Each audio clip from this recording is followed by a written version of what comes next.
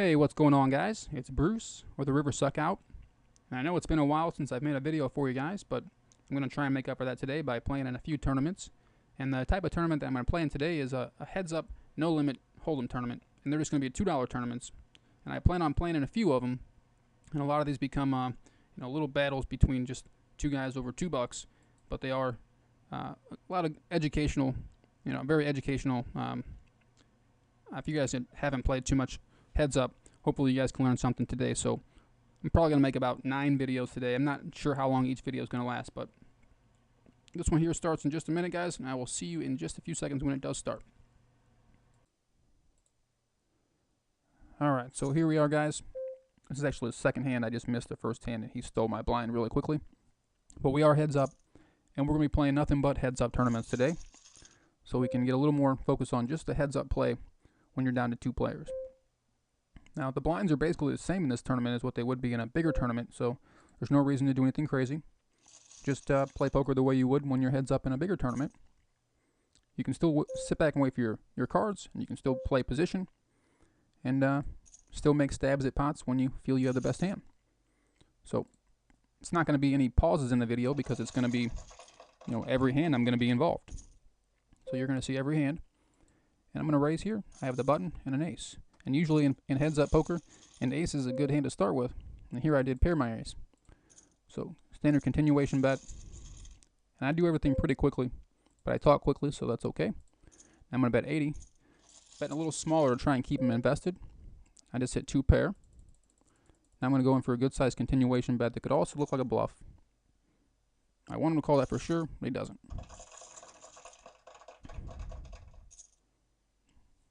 So 9-10. And he folds. 7-2 offsuit, and I'm just going to fold that one. No reason to play the worst hand. And this is just $2 buy-in, so it's going pretty quickly. And that's what I'm going to be playing. I'm playing a few of these today. Maybe even like 5 of them, depending on how quickly they go. And I'm just going to fold those really crappy hands with no possibilities, really. And he's probably just going to do the same a lot of the time, so...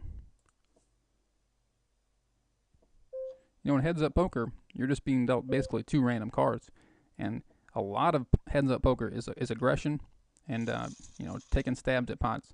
And I think one of the big things is people don't go after those small pots enough, and this is a good way to practice that. Okay, so I raised it up with king-queen, and I flopped a diamond draw, so I'm going to continuation, and I just hit, so obviously that's a good card. But I'm going to slow down this time. I'm just going to check. I'm afraid of the diamonds. Hopefully he bets. And he does. He bets it pretty decent. He bets the pot. I'm going to raise it up, but I'm not going to raise it up so much that he can't call. I'm not going to just double it, which would be 480. So I'm going to tack on a little more, make it 560. And he calls, so that's a good sign. So this one's going pretty quickly. So deuce 9. A pair of deuces. This is what I mean, those small pots that you can stab at. Although I just have a pair of deuces, a pair is usually a decent hand in heads-up poker, although here it's not. So ace-king, and I have the button again. So raise it up. I think a good thing about these videos is that I'll be able to put them all into one video. It might have to be 2 videos, but depends on how the other person plays. So again, I'm betting bottom pair. But there's also a good chance that he's on some type of a draw, like a 10 would be an easy straight draw, and he's his same hand. So like I said, the aces are usually good in heads-up play. So I raise with aces, 90% of the time. You want to continue to put the pressure on the player who has a smaller stack. So.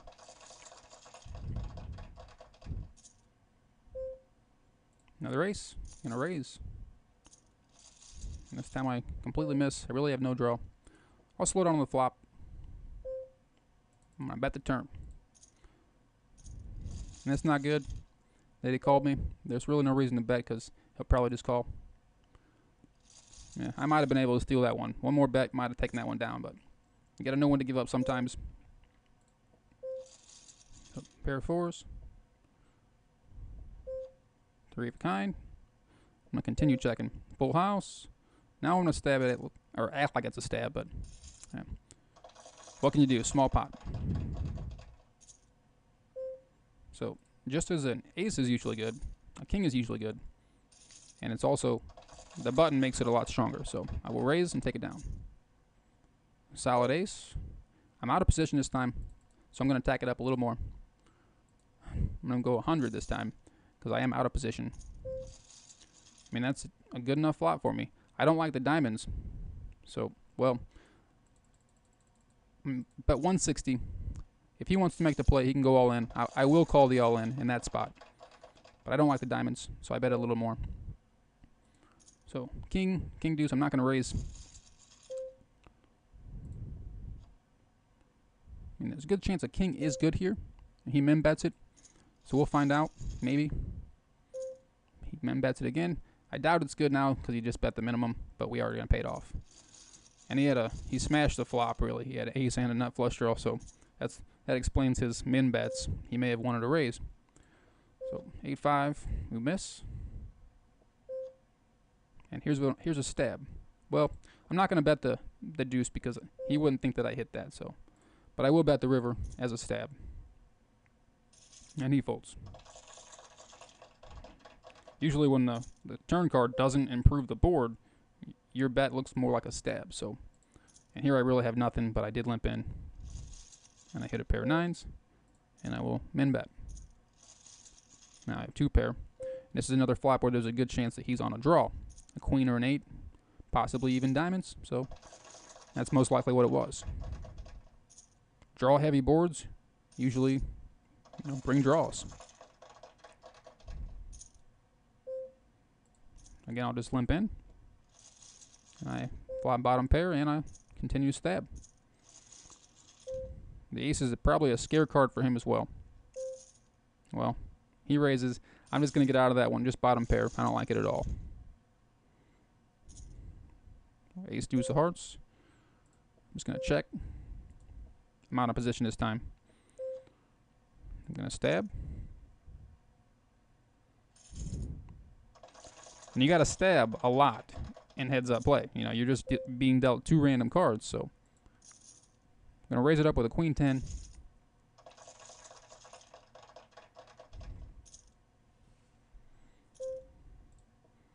It's not so much the queen 10, it's the combination of the queen 10 on the button is what I preferred there.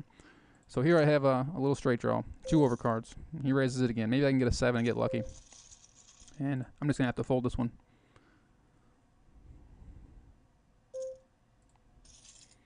I mean, if I got a 7, maybe I'll get the rest of his stack in that spot, but I'm going to fold that one. No possibilities, really. And the blinds are still very small, still at the first blind level of 10-20, so.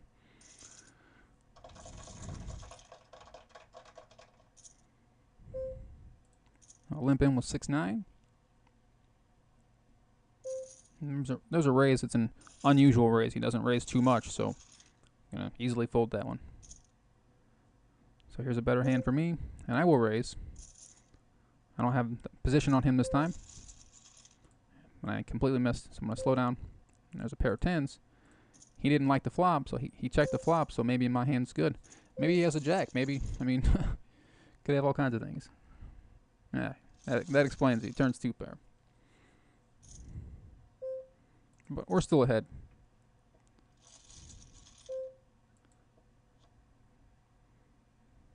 Pair of 5s. He didn't like the flop, but he likes the turn. Man, I'm going to pay him off. Just min bets. He did like the flop.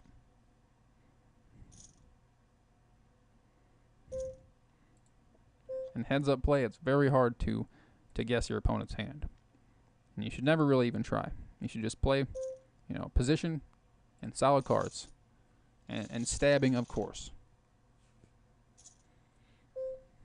Another hand where I just really have no possibilities. The big gap in the middle and not suited, just hands that I'll just easily fold. So here, pick up an ace-9 suited. He's debating.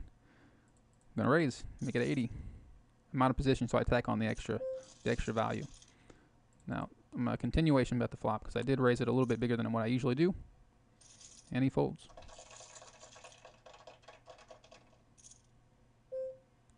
Jack 5. I'm on the button. I'm just going to call.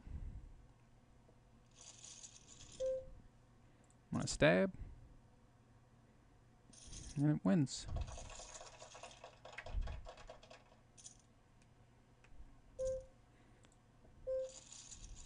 Just king high, out of position. And there's a stab. I do a lot of stabs. I'm just sitting here with king high. King high is good. And sometimes that happens, you know. Deuce 6. I'm just going to fold it. Just let them have those small pots with those horrible hands. So, pocket 9s. Make it 120. Blinds did go up to 15 and 30. I like to tack on a little extra value when I'm out of position. And here I am with 5-7. I have a straight draw. 9 gives me a straight. So stab on the flop. Now I have an open-ended. A forward work as well. But I still miss. And another stab. It's going to be a min bet because he's probably just going to call me. And he does. But, you know, sometimes the min bet will take it down on the river. And I really had no chance to win it. So I wasn't going to invest too much. Okay, so just king high.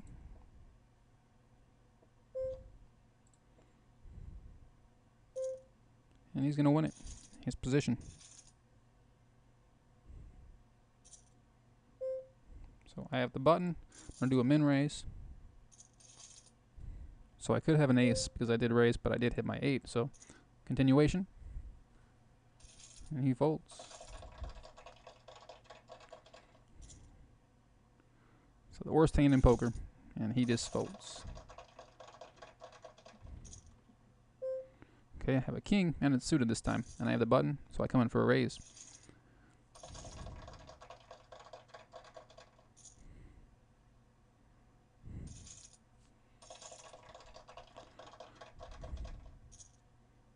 King, queen, another solid hand from the button.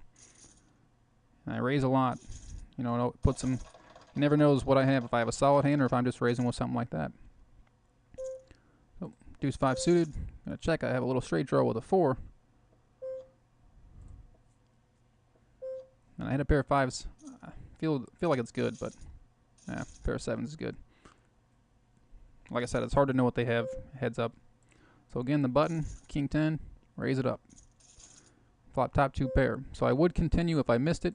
So I'm just going to bet it because I did hit it. And I get him to do exactly what I want. So here, another draw heavy board. So, but I'm going to bet the turn because if he has a draw, he's more likely to stay in here as well. Well, now he's likely to just hit the draw. But I think that if he hit his draw, I mean, if he had like queen jack, he would have, you know, he would have bet the river because there's more money in the pot than what he has in his stack. So, bet 240 and he folds.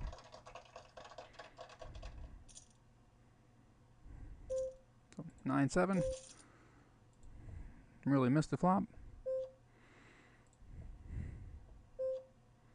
And don't really want to bet this hand. I'll let him have it. Even a 10 high would beat me, so. Here's an ace. I have the position. Raise it up. Like in a spot right there, if he were to decide to go all in, I would have just called it because I do have an ace. So another ace queen. Raise it up. This time 4 times a big blind. A little stronger. I'd love to see an all in this spot. Well, there it is, and I have to call. I got him crushed. So, well, he hits a diamond draw. And he hits it. Of course. So, we're still ahead. He got lucky. Had him down. Had him crushed. Another ace. Another button. Another raise.